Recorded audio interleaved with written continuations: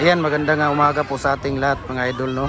Ipapakita ko po sa inyo ang bagong design natin ng decorative. So ito po ang bagong design natin ng decorative, no. Katatapos lang nito ngayon. So ayan yung una. Ayan, kung nakikita ninyo, ayan yung parang rabbit siya. Tapos yung yan yung nasa gitna at sa itong nasa dulo. Hanapan pa natin ng pangalan kung ano yung pwede nating ipangalan dito, no, yung bagong design natin na decorative, no. Ayan, so sa sino pang hindi nakapag-follow ng ating YouTube channel, no, subscribe na po kayo doon.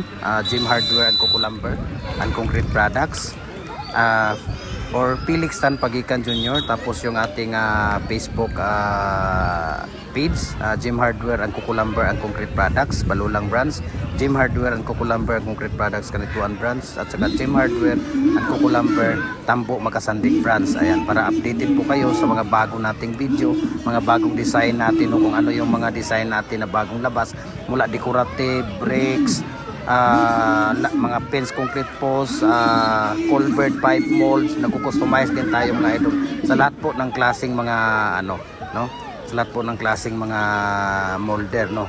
Ayan, so busy po ngayon. Ito po yung ano natin, no, yung ginagawa nilang 24 inches na culvert pipe molds, no. Busy po tayo ngayon dito sa fabrication. Makikita ninyo, but nagpagawa tayo ng bagong design yan. Yung makikita ninyo, ayan, 3 design yan yung bago natin. So maraming salamat and God bless po sa